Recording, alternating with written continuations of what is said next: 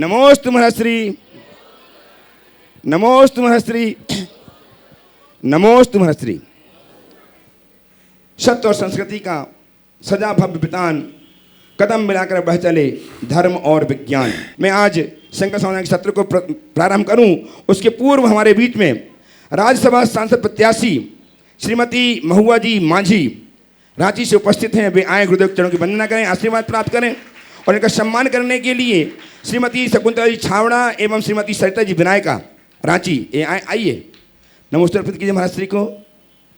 ये आपके प्रत्याशी देखिए, आप आपके प्रत्याशी हैं, इनका हम सम्मान करने जा रहे और आज सांसद बन करके आपके समक्ष उपस्थित हों। गुरुदेव चरणों में सांसद बन करके आए आशीर्वाद प्राप्त करने के लिए। आज हमारे बीच में 52 गजा कमेटी से कल बहुत से लोग कल भी आए थे, आज यहाँ की फ्लाइट थी, वापस चले गए, गुरुदेव चरणों की वंदना की, आशीर्वाद प्राप्त किए, चले गए। आज भी 4 गणमान्य 52 गजा कमेटी जो बड़वानी सिद्ध क्षेत्र है, 52 सिद्ध क्षेत्र, वहाँ से हमारे बीच में हैं। श्रीमान सुनील कुमार जी जैन सनावत, आइए गुरुदेव चरणों की वंदना कीजिए। श्रीमान हर्ष कुमार जी ने इंदौर, श्रीमान गोलू जी सावन जी पहाड़िया मनावर, श्रीमान कमल कुमार जी जैन इंदौर, चारों ही महानुभाव आ जाएं। वे अपनी 2 बात रखना चाहती हैं, अपनी बात बहुत संक्षिप्त में बात रखना चाहती हैं, उन्हें माइक पहुंचाएं, अपनी बात प्रस्तुत करें। तनिया लग रहा बच्चे ऐसे महानुभाव हैं जो 52 गज क्षेत्र के लिए अभ्युदय के लिए, उसके विकास के लिए निरंतर प्रयत्नशील रहा करते हैं। ऐसे चारों महानुभाव आज हमारे बीच में हैं, इनका हम अभिनंदन करते हैं तालियां बजा करके लिए। आज आइए सामने आ जाइए। आप दोनों मुनि महाराज जी के श्री चरणों में मैं नमन करती हूँ, आपका वंदन करती हूँ। ये मेरा सौभाग्य है कि मुझे आप लोगों का दर्शन करने का अवसर मिला। इसके लिए मैं संजय पाटनी जी और यहाँ उपस्थित इस समाज के तमाम सम्मानित पदाधिकारियों का, जैन समाज का को धन्यवाद देना चाहूँगी, आभार प्रकट करना चाहूँगी। जैन धर्म अहिंसा का पुजारी है और मैं संयोग से राजनीति में हूँ। मैं एक साहित्यकार भी हूँ, तो साहित्यकार संवेदनशील होता है और मैं समाजशास्त्री हूँ, तो समाजशास्त्र वैज्ञानिक ढंग से समाज को देखने का अवसर देता है।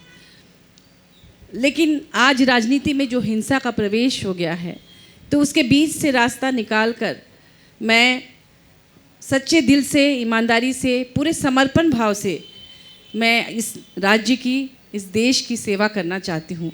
तो मुनि जी, आप मुझे राह दिखाइए कि मैं कैसे इसके बीच से निकल कर समाज के लिए कुछ कर सकूं और जो सचमुच में पीड़ित है उनकी पीड़ा को दूर कर सकूं। धन्यवाद। बहुत बहुत अच्छे भाव व्यक्त किए हैं आपने।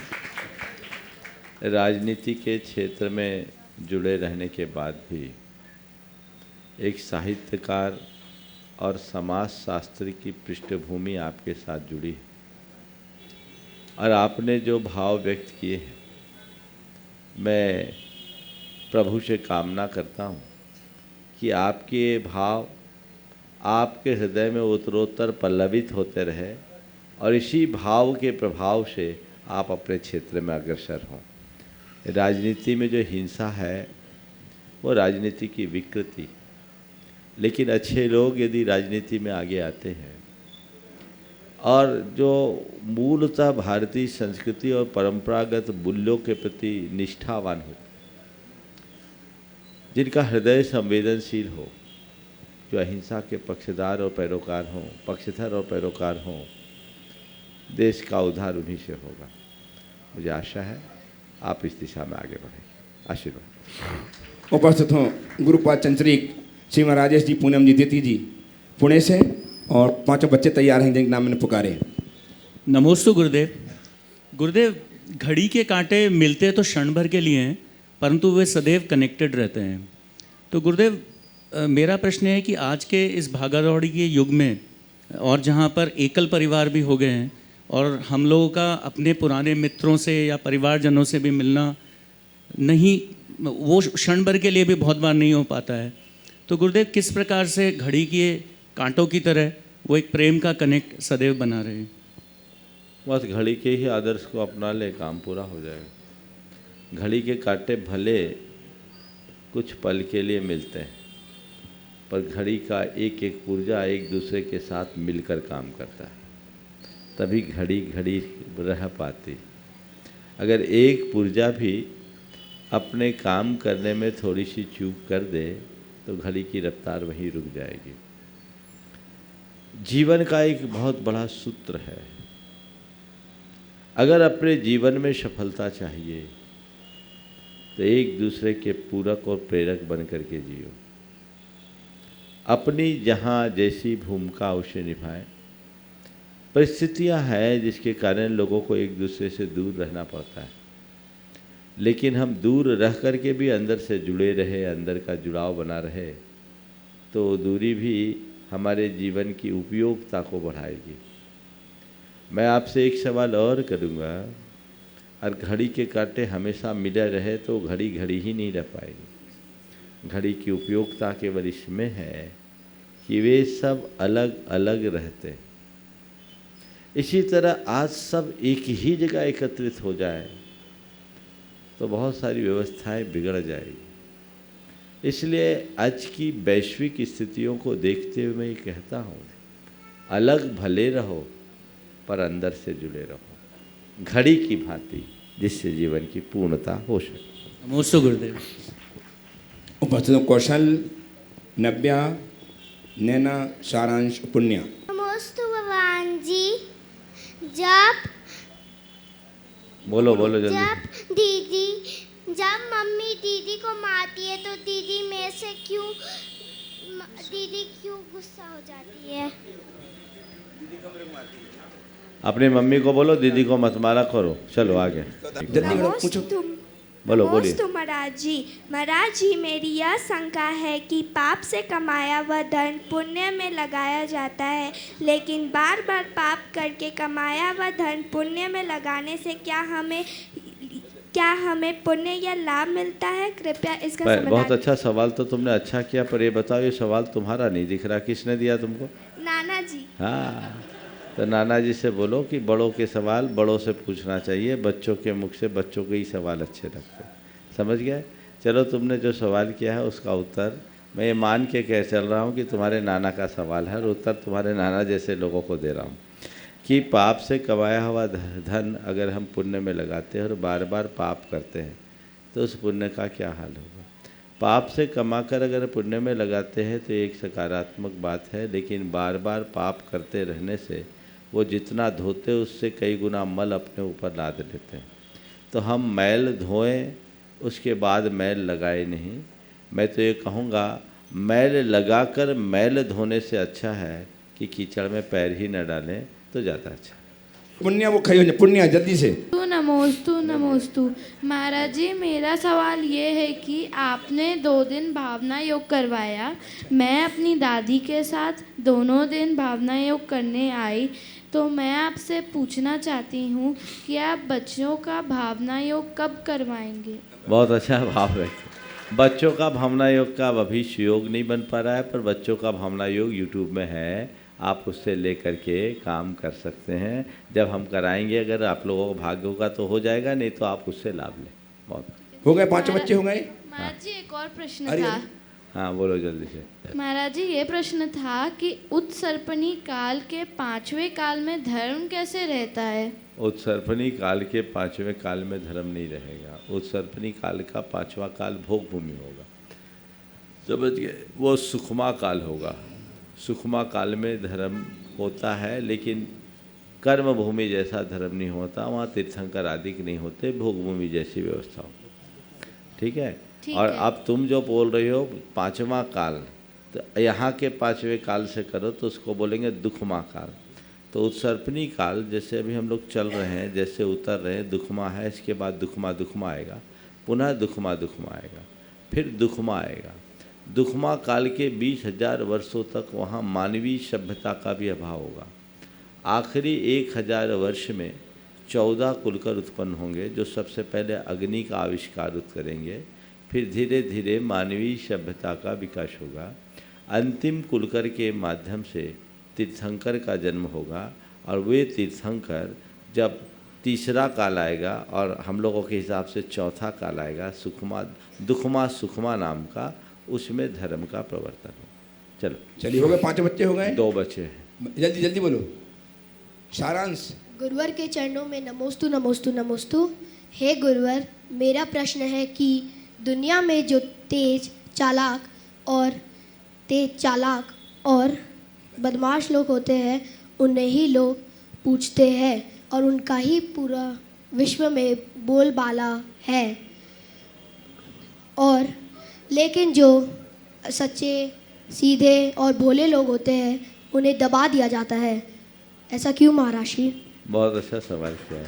यह सवाल भी तुम्हारा तो नहीं है। महाराज जी, ये मेरे ग्रुप में मैं ही सबसे छोटा हूँ और मुझे ही सब दबाते हैं।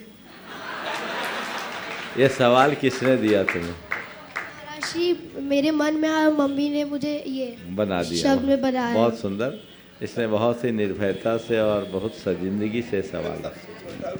देखो, दुनिया में जो चालाक, तेज प्रकृति के लोग होते हैं, लोग में उनका बोलबाला दिखता है, बिल्कुल सही है, और सीधे सच्चे लोगों को दबाते हैं। ये एक पहलू है। पर दूसरे तरफ देखो तो ये पाओगे कि जिनका बोलबाला है, पीठ पीछे सब कोई उन्हें गाली देते हैं, और जो सीधे सच्चे लोग होते हैं, पीठ पीछे उनकी प्रशंसा होती है। बोलो, जीत किसकी है? बदमाशों की या सीधे सच्चों की? सीधे सच्चों की। अब क्या बनना है? सीधे सच्चों। बड़े उपस्थित हो श्रीमान अरुण जी, सीमा जी, गंगवाल। नमोस्तु गुरुवर, दोनों गुरुओं के चरणों में नमोस्तु। गुरुवर, 29 तारीख को प्रवेश हुआ और अभी 2.5-3 दिन पूरा भी नहीं हुआ है, और युवाओं को संबोधन इतनी बड़ी संख्या में, समाज को कई महत्वपूर्ण दिशा निर्देश, कई लोगों की समस्याओं का, और आपकी उत्कृष्ट चर्या पालन करते करते कैसे बने, इतनी श्रद्धा हो जाती है कि लगता है कि। प्रश्न मेरा महाराज श्री ये है, रामगढ़ पंचकल्याण का पहला दिन का प्रवचन था आपका कि पाषाण से भगवान बनने की प्रक्रिया तो आप देखोगे ही, लेकिन आपने हम लोगों को उद्बोधन करते हुए कहा कि अपनी निष्ठा बढ़ाओ, श्रद्धा बढ़ाओ। महाराज जी, हमारी श्रद्धा, आस्था एकदम बदलती रहती है, जैसे बंदर इस डाल से उस डाल, उस डाल से इस डाल। हम स्वार्थ के कारण कभी कहाँ चले जाते हैं, कभी कहाँ चले जाते हैं, एक ठक नहीं रहते हैं। और इतना ही नहीं महाराज श्री, बंदर कम से कम अपना स्वामित्व तो नहीं बदलता है, हम तो महाराज श्री उसमें भी बहुत चतुर हैं। तो लगता है कि हम मनुष्य इस मामले में बोलना तो नहीं चाहिए, बंदर से भी गए गुजरे हैं। तो कैसे मेरी सच्ची आस्था और गहरी आस्था बने, गुरुवर आपके श्रीमुख से मार्गदर्शन चाहिए। आपके सवाल का सार है, हम अपनी निष्ठा या आस्था को स्थिर और गहरी कैसे बनाएं। देखिए, जिसके हृदय में एक बार सच्ची निष्ठा प्रकट हो जाती है, श्रद्धा प्रकट हो जाती है, वो अपने हृदय में अपने श्रद्धेय को बिठा देता है, और जिसके हृदय में उसके श्रद्धेय बैठ गए, उसकी निष्ठा फिर कभी गड़बड़ नहीं होती। हम लोगों से एक चूक होती है श्रद्धा को समझने में। प्रायः लोग भावनात्मक लगाव मात्र को या झुकाव मात्र को श्रद्धा मान लेते हैं। ये झुकाव अल्पकालिक होता है, प्रसंग परिस्थिति के निमित्त से यत्किंचित झुकाव आ जाता है, बाद में हवा का रुख बदलता है, लोगों का डायरेक्शन चेंज हो जाता है। तो टटोलो पहले कि तुम जिस श्रद्धा की बात करते हो वो तुम्हारे हृदय में है भी कि नहीं। किसी से लगाव हो जाना, भगवान से लगाव हो जाना, गुरु से लगाव हो जाना, ये अल्पकालिक परिणति है, लेकिन उन्हें हृदय में बसा लेना दीर्घकालिक उपलब्धि। तो व्यक्ति को देखना है कि मैं कहाँ हूँ। कुछ लोग होते हैं जो गंगा गए गंगादास, जमुना गए जमुनादास, उनके जीवन में फिर कोई स्थिरता नहीं, वो हवा के रुख के अनुरूप अपना रुख बदलते हैं, वहीं कमज़ोर हो जाते हैं। तो हमें उसकी पड़ताल करनी है, देखनी है और तदनुरूप जीवन जीना है। जिससे अपने जीवन की उत्तरोत्तर उन्नति हो सके। चमत्कार देख के महाराज श्री फिर भी प्रभावित हो जाते हैं, चमत्कार देखते हैं तो फिर चले जाते हैं वहाँ पर। वो अल्पकालिक है। नमस्ते। उपस्थित हैं देखो, श्रीमान एक विजय बात कुमार जी बताता लोहाड़िया, हूँ। झारखंड। लगाव चमत्कार से हो सकता है, अच्छा, लगाव चमत्कार से हो सकता है, पर ठहराव केवल श्रद्धा से होता है। नमस्ते। इसलिए ठहराव चाहिए तो अंदर की श्रद्धा देगा। उपस्थित हैं श्रीमान विजय कुमार जी लोहाड़िया, झारखंड प्रदेश मीडिया प्रभारी, हजारीबाग से। अपने स्थान में खड़ी हो जाए। श्रीमती सरोजी सेठी, रांची।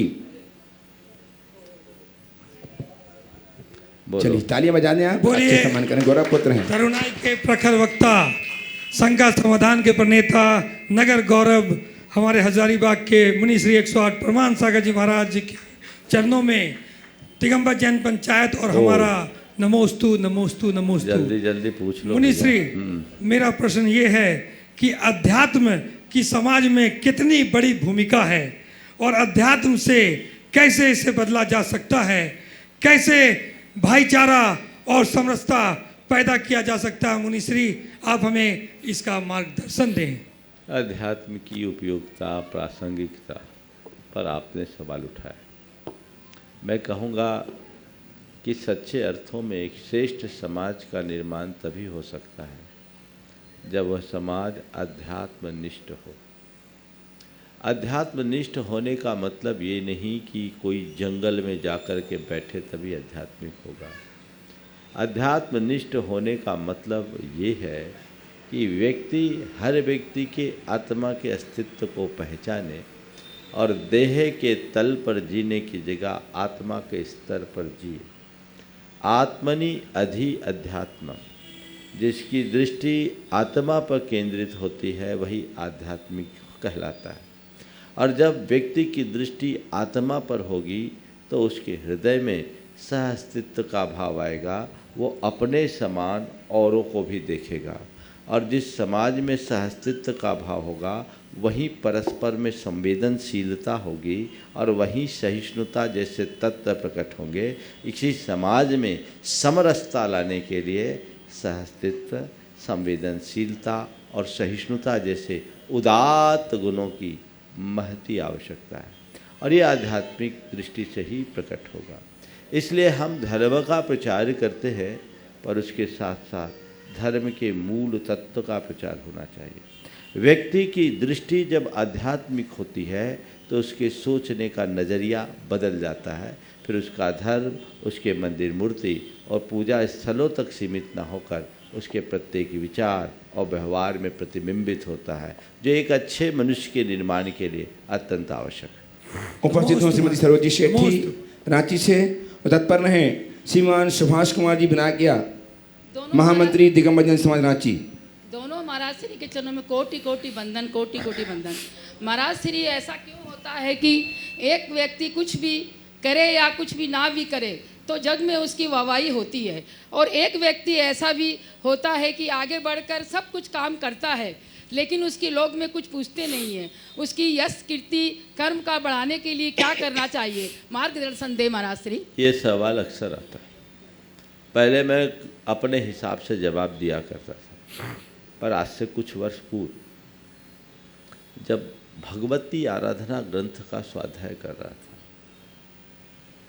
तो इसका बहुत ही संयुक्तिक समाधान मुझे मिला। प्रायः लोग कहते हैं हम सब कुछ करते हैं पर हमें जस नहीं मिलता। घर परिवारों में और समाज के क्षेत्र में लोगों की ये पीड़ा अक्सर प्रकट होती है। भगवती आराधना में इसका बड़ा हेतु दिया गया। वहाँ लिखा कि जो लोग दूसरों के अच्छे कार्यों की आलोचना करते हैं, दूसरों की कमियां निकालते हैं, उनसे दुर्व्यवहार करते हैं, उनका जीवन ऐसा होता है कि अच्छा करने के बाद भी उनको श्रेय नहीं मिलता। तो आज आप अच्छा कर रहे हो और आपको उसके अनुरूप श्रेय प्राप्त नहीं हो रहा है तो हताश मत हो। मन में ये बात लाओ कि जरूर मैंने पहले अच्छा करने वालों की आलोचना की, उनकी निंदा की, उनकी अनुमोदना नहीं की, इसलिए आज मैं अच्छा कर रही हूँ या कर रहा हूँ फिर भी अच्छा कहला नहीं पा रहा हूँ। ये मेरे ही अपने कर्मों का खेल है और इसमें सकारात्मक इस तरीके से देखना चाहिए कि जब अच्छा करने के बाद सुयश नहीं है तो कम से कम अपयश तो नहीं है। बुरा करूँगा तो पता नहीं कितना अपयश होगा, जेल भी जाना पड़ सकता है। इसलिए मन को हताश ना होने दे, उससे बचाए और अच्छे से अच्छा करने के लिए संकल्पित हो जाए। श्रीमान सुभाष कुमार जी विनायक या महामंत्री दिग्गज समाज रांची उपस्थित हों, तैयार हैं। श्रीमती अंजू जी श्री के चरणों में हमारा बारंबार प्रणाम। महाराज श्री, ये प्रश्न मेरा नहीं है, स्वर्गीय डॉक्टर घनश्याम दास जी अग्रवाल की पत्नी और डॉक्टर आलोक की माँ का है। आज बहुत रुआ से होकर के मेरे को फ़ोन की कि मैं महाराज श्री का दर्शन करने आनी चाह रही थी, लेकिन 2 कदम चली कि मैं वापस गिर गई और मैं बेड पर आ गई। और बोले बेटा तुम महाराज श्री से पूछना कि मैं दर्शन क्यों नहीं कर पा रही हूँ महाराज श्री का, और साथ में मेरे को ये तकलीफ क्यों है, कौन सा कर्म का उदय या पाप कर्म किया मैंने पूर्व जन्म में या अभी, तो ये यानी महाराज श्री से पूछ करके मेरे को ज़रूर बताना महाराज श्री। ये देखिए, आज के मौके में आपने डॉक्टर घनश्याम दास को याद किया। निश्चित वो हमारे समाज के एक बड़े विभूति थे और समाज के लिए उनकी सेवाएं सदा समर्पित रही और बहुत अच्छे से जुड़े रहे। आज यहाँ वो होते तो ज़रूर यहाँ आए होते। मैं उनकी श्रीमती और बेटे आलोक को आशीर्वाद देना चाहूँगा और ये कहूँगा कि अब ये निमित्त मानो, आपने आने का भाव किया तो समझ लो आ गए। शरीर तो रोग का मंदिर है, शरीरम व्याधि मंदिरम। हर व्यक्ति के शरीर में किसी न किसी प्रकार का रोग लगा रहता है। आप उसको लेकर के रंच मात्र विकल्प न करें। आप भले नहीं आ पाए पर हमारा आशीर्वाद आपके पास पहुंच रहा है। मन को बना के रखें, भावना भाई कि जल्दी स्वस्थ हों और फिर सशरीर आ सकें। उपस्थित श्रीमती अंजू जी छावड़ा और तैयार हैं श्रीमान सुनील जी जैन सनावद अपने हर्ष कुमार जी, गोलू जी, कमल कुमार जी के साथ इंदौर और सनावद से। दोनों मुनिराजों के चरणों में मेरा बारंबार नमोस्तु नमोस्तु नमोस्तु। महर्षि, हमारा प्रश्न है, दुनिया का सर्वोत्तम दिन है आज। अच्छे काम के लिए सबसे उपयुक्त समय है अभी। व्यक्ति की सबसे बड़ी भूल है समय की बर्बादी। तो गुरुदेव, ऐसा हम क्या करें कि समय की बर्बादी न करके हम आज एवं अभी को अपने में कैसा आज एवं अभी में अपना समय कैसे व्यतीत करें? आज और अभी में अपना समय व्यतीत करने के लिए कुछ नहीं करना। आज और अभी को सबसे महत्वपूर्ण मान लो तो अपने आप कल की चिंता खत्म हो जाएगी और बर्बादी ठीक होगी। आइए श्रीमान सुनील कुमार जी सनावद, श्रीमान हर्ष कुमार जी इंदौर, श्री गोलू जी, सावन कुमार जी पहाड़िया मनावर, श्री कमल कुमार जी जैन इंदौर। ये ऐसे कर्मण व्यक्तित्व है, चारों तालियां बजा अभिनंदन कीजिए इनका। ये 52 गज क्षेत्र के लिए निरंतर अपनी कर्मठता प्रकट करते हुए उस क्षेत्र के विकास में प्रयत्नशील हैं और अपना प्रश्न प्रस्तुत करेंगे। एक गुरुदेव के चरणों में पूरे निमाड़ मालवा की ओर से त्रैबार नमोस्तु नमोस्तु नमोस्तु। गुरुदेव का प्रवास 2018 में हमारे क्षेत्र में रहा। आज भी वो क्षेत्र गुरुदेव को वहाँ का जर्रा जर्रा याद कर रहा है और 52 गजा के बड़े बाबा एक बार पुनः गुरुदेव को आमंत्रित ही कर रहे हैं। मैं तो यही कहूँगा, क्योंकि गुरुदेव उनके मानस पुत्र हैं, उन्हें आमंत्रित कर रहा है कि एक बार आएँ और हमारा और क्षेत्र का उद्धार करें गुरुदेव।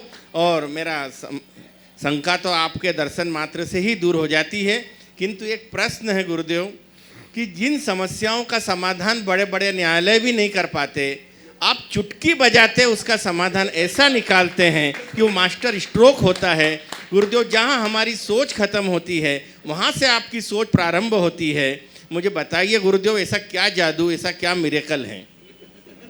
देखिए, आपने जो बात की है आप समझ रहे हैं, आज सुखद संयोग बना है और मुझे पूरा भरोसा है कि आने वाले दिनों में 52 गजा सबके चेहरे में मुस्कुराहट लाएगा। आज जो पहले आए थे वो भी खिला चेहरा लेकर गए और आप लोगों का भी खिला चेहरा है, यही सबसे बड़ी बात है। और 52 गजा के बड़े बाबा को देखकर सबका चेहरा खिला रहे, मैं यही भावना भाता हूँ। आपने पूछा है कि चुटकियों में समाधान कैसे दे देते हैं। मैं एक बात बोलूं, जो हर पल सावधान होता है उसके पास केवल समाधान होता है। सावधान रहो, समाधान अपने आप होगी। सोच को सकारात्मक रखो और व्यापकता से सोचने की कोशिश करो, सारी उलझनें समाप्त होती हैं।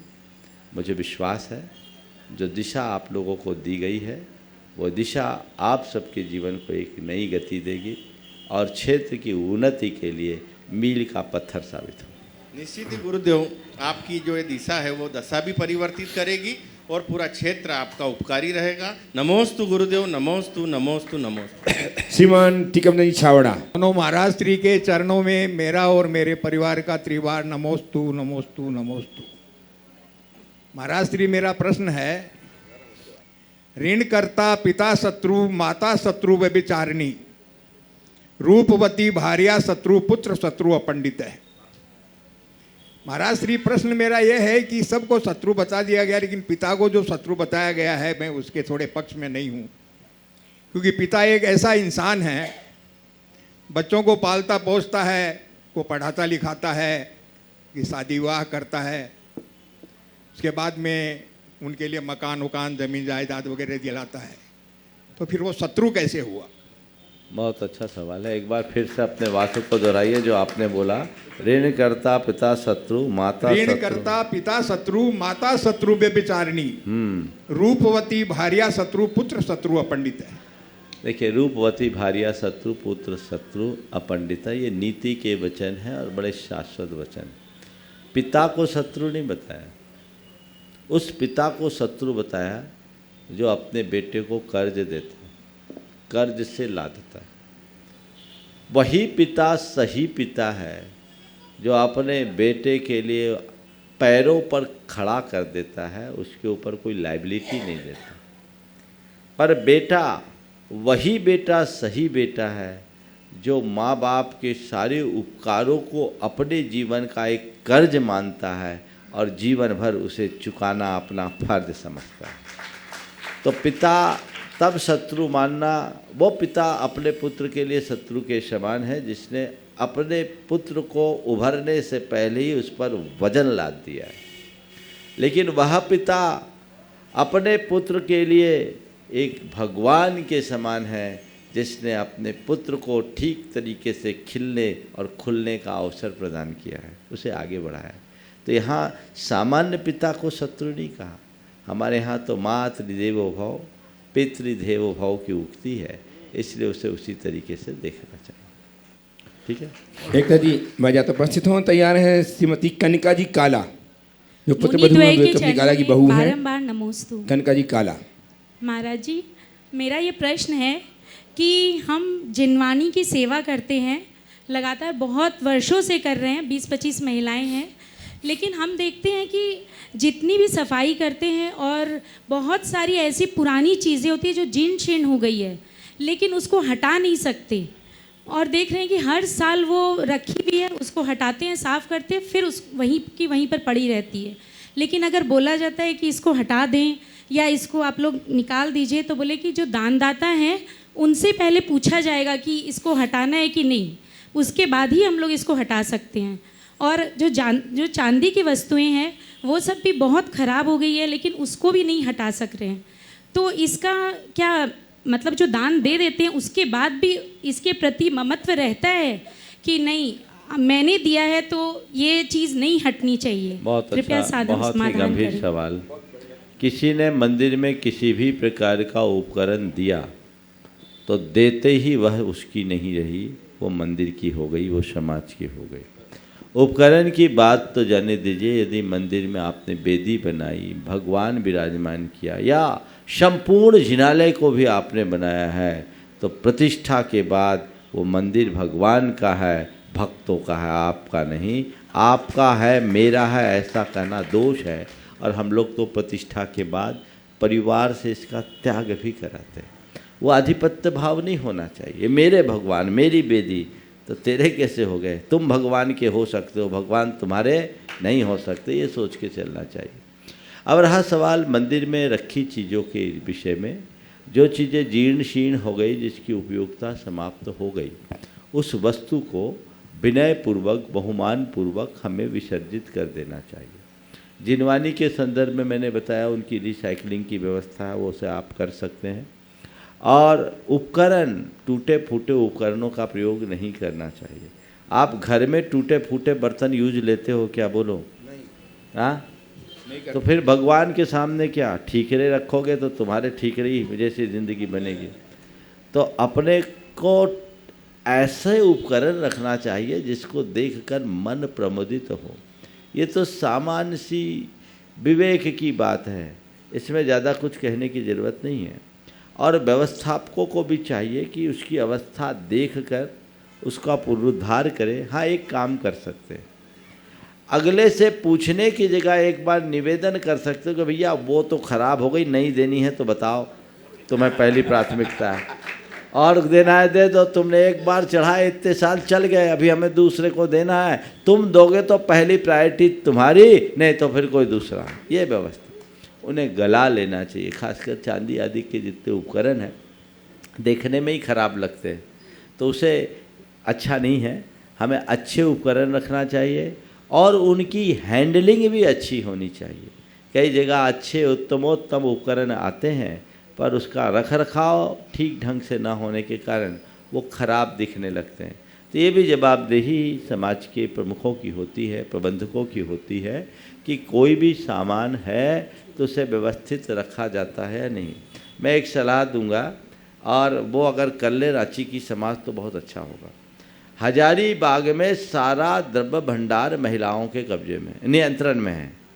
पूरे बर्तन पूजा की जो भी सामग्री है महिलाएं उसको बहुत सुचारू संचालित रखती है और एक क्लास व्यवस्था है, क्योंकि ये गुण महिलाओं में जन्मजात होता है, तुम पुरुषों में इसमें नहीं है। निर्णय ले लो, दे सकते हो, इनके जिम्मे कर दो, इनको अधिकार सौंप दो। क्यों पदम? प्रस्ताव पारित? बोलो, सबकी अनुमोदना है? बोलो सभा में, यही कर दो। अब क्या मीटिंग की बात? सब हाथ उठाओ एक बार, बोलो हाथ उठाओ। रामगढ़ वाले कम हाथ क्यों उठ रहे हैं? उठाओ पूरे, कि आज से मंदिर के द्रव्य पोछारा का रखरखाव महिलाएं करें। बहुत उत्तम तरीके, पूरे हाथ उठाओ ना। क्यों तुम लोग नहीं चाह रहे हो? क्यों? हाँ, जिम्मेदारी ले लेंगे, सक्षम है ये लोग, कर लेंगे। चलो अपनी टीम बना लो, करो काम। बहुत बढ़िया, आशीर्वाद, बहुत बढ़िया, ठीक है। हाँ, उचारा वगैरह नहीं कर सकते हम लोग, पर मंदिर बर्तन तो कर लो, क्योंकि हम लोग बर्तन उपकरण और जिनवानी इतना कर लो, ठीक। तो पुछारा तो बनाने में दिक्कत होगी, हाँ, हम लोग जिनवानी तो हम लोग करते लेकिन एक पुछारा का छानना बिनना का काम तो करवा सकती हो। हाँ, करवा। ये माली लोग छानबीन करते, उसमें कितनी हिंसा होती पता है? ये कार्य यदि आप लोग अपने सुपरविजन में करें तो सोने में सुगंध हो जाए। उसको देख लो। चलो प्रथम चरण में इस पर विचार कर लेना कि उपकरण बर्तन आप लोग संभालो, ठीक है? फिर भी हम लोग की जिम्मेदारी। हाँ महाराज जी, उपकरण के लिए तो थोड़ा मन में विचार आता है कि इतने अच्छे से चांदी के बर्तन हैं जो कि उपकरण बर्तन और जिनवानी संभालो।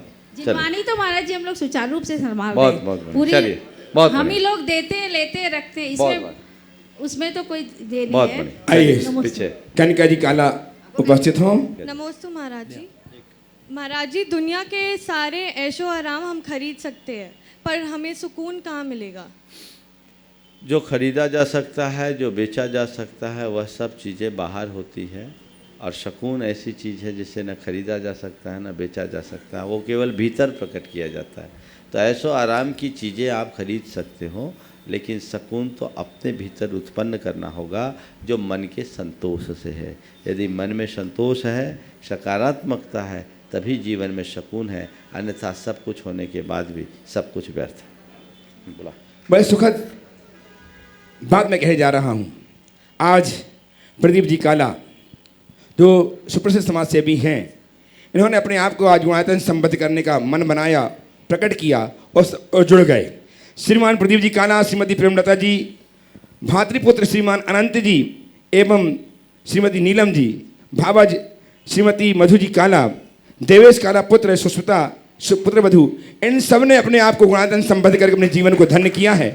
मैं सादर आमंत्रित कर रहा हूं इस परिवार को, आएँ, गुरुदेव चरणों की अभिवंदना करें, आशीर्वाद प्राप्त करें और इनका सम्मान करने के लिए, बहुमान करने के लिए मैं आमंत्रित कर रहा हूं श्रीमान पदम कुमार जी छावड़ा, जो गुणातन से संबद्ध हैं। श्रीमान पदम कुमार जी छावड़ा, श्रीमान कमल जी शोगानी, कमल जी पुष्पा जी शोगानी, खड़े हो जाइए, पूरा परिवार आ जाए। कमल जी पाटवादी, कमल जी पुष्पा जी पाटवादी एवं श्रीमान अरुण जी, सीमा जी गंगवाल, ये अपने परिवार के साथ आए इनका सम्मान करने के लिए। पूरा परिवार।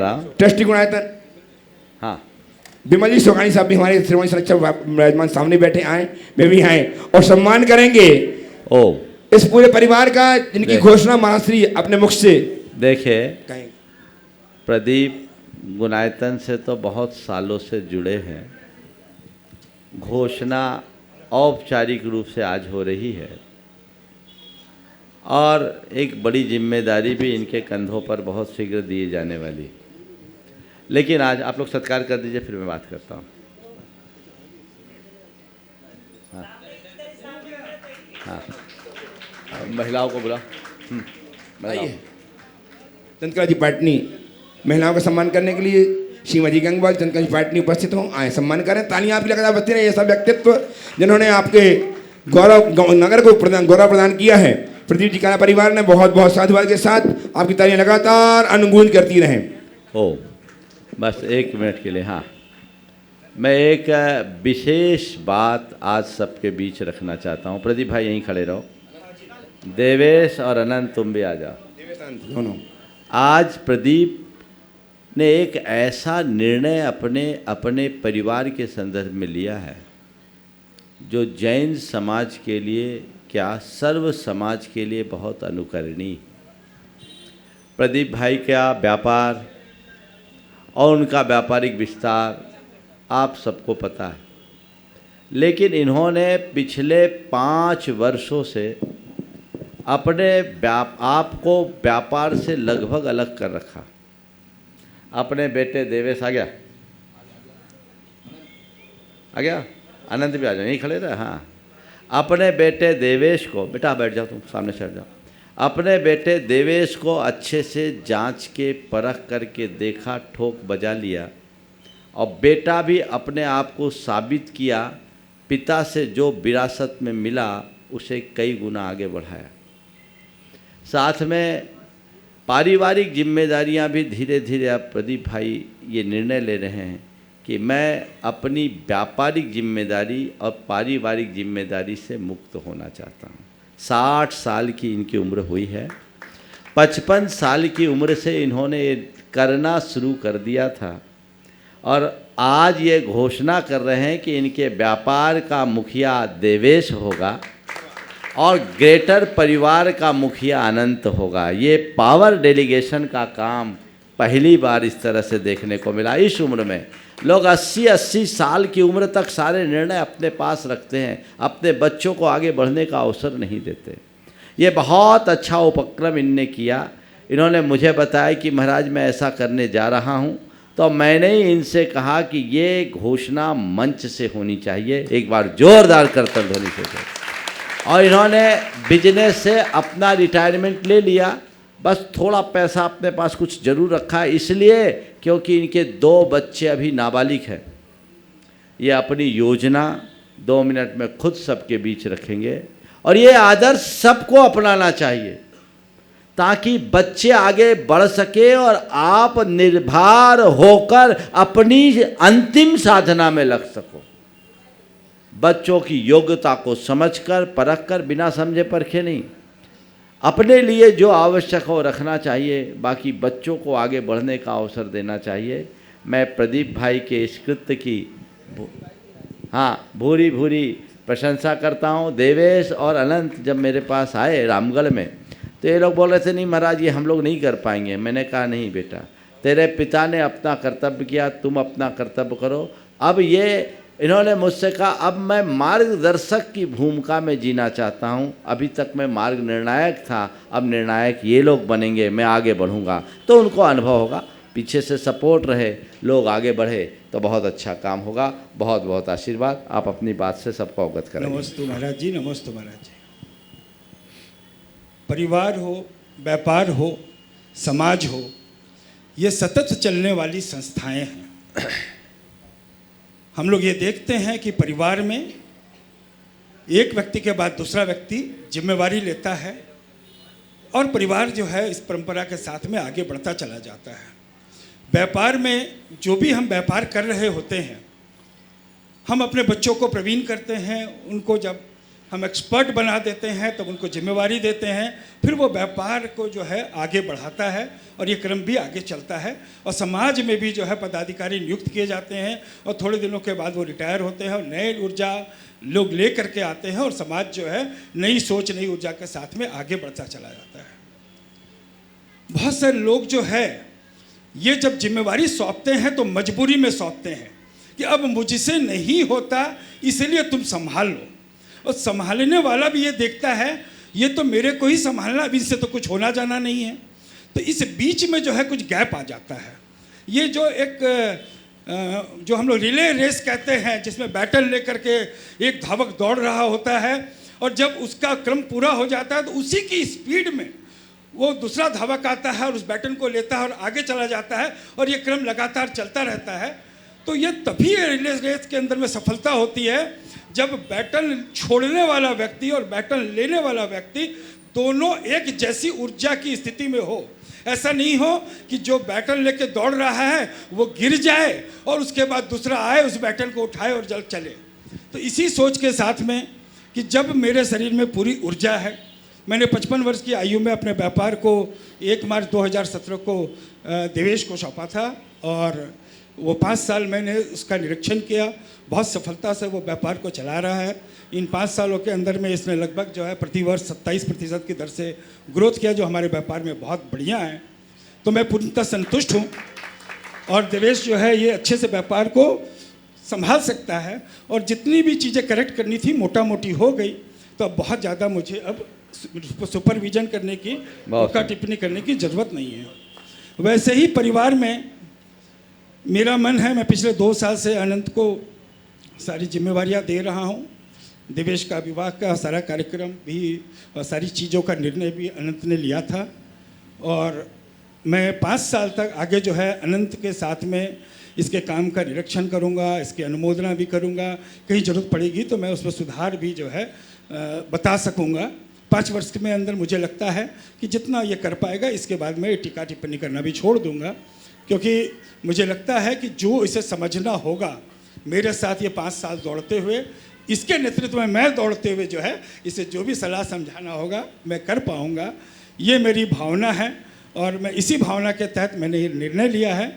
और मैं ये समझता हूँ कि जिस तरीके से सूर्य उदय होता है, अपने पूरे प्रताप में आता है और उसका अस्त होना होता है, तो सारे उसके अलग अलग पल जो है अलग अलग तरीके के होते हैं, अलग अलग रंग और छटाव के होते हैं। तो मेरा जीवन भी जो है वो सभी रंगों को अपने अपने तरीके से मैं अनुभूत कर सकूं, उन्हें समझ सकूं और उस जीवन को जी सकूं। तो अब मैं धीरे धीरे जो है ये व्यापार से, परिवार से अलग होकर के जीवन के सांध्य काल को जो है एक नई दिशा के साथ में महाराज जी के संरक्षण में जीना चाहता हूँ। नमस्ते। नमस्ते। बस एक बात मैं कहूँगा, आपने धन दिया, परिवार की जिम्मेदारी दी, साथ में धर्म भी देना है और ये जिम्मेदारी तुम लोगों की है, समझ गए? धन के साथ धर्म, तभी जीवन सफल होगा। जो संस्कार तुम्हें विरासत में मिले हैं उसे आगे बढ़ाना है। आज के संदर्भ में कुछ पंक्तियाँ मैं कहूँगा जो बहुत ही उपयोगी है। पके पीले पत्ते ने उगते कोपल से कहा, पके पीले पत्ते ने उगते कोपल से कहा, बहन यहाँ आराम से रहो, खिलो और खेलो, मैं नीचे की हरी घास में विश्राम करूँगा। पके पीले पत्ते ने उगते कोपल से कहा, बहन यहाँ आराम से रहो, खिलो और खेलो, मैं नीचे की हरी घास में विश्राम करूँगा। बूढ़े ने युवक से कहा, ओह मैं 30 साल से सभा का प्रधान, मैं तुम्हें यह सब सौंप दूं तो तुम 4 दिन में चौपट कर दो। जुमा 8 रोज, कल ही तो तुम पैदा हुए थे। ये मुझसे नहीं हो सकता। कोपल अपने हृदय में प्यार का रस भरे नीचे गिरते हुए पत्ते को निहार रही थी और युवक आस्तीन चढ़ाए कड़वे निगाह से बूढ़े को घूर रहा था। जीवन को ठीक किसने जाना। समझ गए?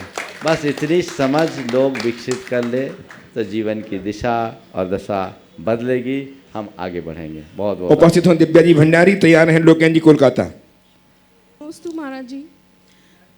महाराज जी, मेरा प्रश्न है कि संसार में रहकर हम झूठ बोलते हैं, हिंसा, चोरी, निंदा करते हैं, एक दूसरे की चुगली करते हैं, सब कुछ हमको करना पड़ता है प्रोफेशनल लाइफ में, ऑफिस में, घर में, और धर्म में मतलब महावीर भगवान की वाणी में ये सब गलत है, पाप है। तो हम कैसे सांसारिक जीवन में अपना धर्म को अपनाएं, साथ लेके चलें? ऐसा नहीं है कि इनके बिना नहीं जी सकते। पहले चरण में इन्हें कम करें और दूसरे चरण में संकल्प ले और इनसे विरत हो तो धीरे धीरे ठीक हो सकता है। आदतें बदल दे तो बहुत सारी चीज़ें बदल जाती भाई दो। नमस्ते। हाँ जी, गुड़गांव में मम्मी पापा हैं, महेंद्र जी लोढ़ा, मीनाक्षी जी लोढ़ा, रोज़ आपका देखते हैं, उनकी बहुत आस्था है आपसे मिलने की, तो आशीर्वाद। नमस्ते महाराज। लोकेन जी, और तैयार हैं श्रीमान मोहित जी जैन रांची। गुरुवर के चरणों में सत नमोस्तु। मैं सर्वप्रथम Jinvani channel, Aditya TV, Adinath TV, Paras channel सभी को बहुत बहुत धन्यवाद एवं आभार प्रदर्शित करता हूँ कि इनके चलते हमको सुबह और शाम गुरु के साक्षात दर्शन हो जाते हैं। ये एक बहुत बड़ी बात है। गुरुवार मेरा प्रश्न दूसरा था, परंतु एक सामायिक प्रश्न अभी आ गया। ये राज्यसभा की सांसद के लिए आई थी। मेरा एक ये सोच है, मेरी एक कैलकुलेशन है कि आज जैन समाज के अंदर में राजनीतिक जो प्रतिनिधित्व है वो एकदम नगण्य हो गया है। एक राज्यसभा एक ऐसा माध्यम है जिसके चलते योग्य उम्मीदवारों को संसद के अंदर में भेजा जा सकता है, परंतु अपने पास में अपन संख्या का बाहुबल्य नहीं बताकर लोकसभा में नहीं जा पाते हैं, विधानसभा में नहीं जा पाते हैं, परंतु राज्यसभा भी हम लोग जा सकते हैं। तो गुरुवर आपका ऐसा मार्गदर्शन रहे समाज के अंदर में कि स्वयं अपने आप का नेतृत्व विकसित करें एवं राजनीति में जाएं, मार्गदर्शन करें। देखिए, जा सकते हैं, बखूबी जा सकते हैं, बशर्ते हमारे समाज के लोग समाज में राजनीति करना थोड़ा कम कर दें। समाज में जो राजनीति है ये बहुत भयावह है। हम एक दूसरे को आगे बढ़ाने की बात बहुत कम करते हैं, एक दूसरे को नीचे गिराने में हमारी शक्ति ज़्यादा लग जाती, खप जाती। हमारे समाज को एक सोच विकसित करनी चाहिए कि जो लोग भी राजनीति के क्षेत्र में अच्छा पोटेंशियल रखते हैं उनको हम आगे बढ़ाएं, उनको प्रोत्साहित करें। तब मुझे आश्चर्य होता है, कहीं कहीं पर एक पार्षद जैसा चुनाव होता तो 6-6, 8-8 जैनी लड़ पड़ते हैं, नतीजा कोई दूसरा जीत जाता है, तो तुम्हारी ताकत बढ़ जाती। तो समाज में एक मत, एक राय बनना चाहिए। हमें एक लक्ष्य बनाना चाहिए कि हमें अगर सत्ता के शीर्ष पर किसी को पहुंचाना है तो देखे किस में योग्यता है, किस में क्षमता है, उसके साथ अपनी ताकत झोंक दे। लेकिन मुश्किल ये है, हर कोई दावेदार बन जाता है, कोई उन्हें समझा भी नहीं पाता, तो मामला जहाँ के तहाँ लटक जाता है। उस मामला से हम अपने आप को बचाएंगे तो निश्चित अपने जीवन में बहुत कुछ अच्छा घटित हो पाएगा। यहीं पर विराम। बोलिए परम पूज्य आचार्य गुरुवर श्री विद्यासागर जी महाराज की जय जय जय। परम पूज्य प्रमासागर जी महाराज की, परम पूज्य सागर जी महाराज की जय।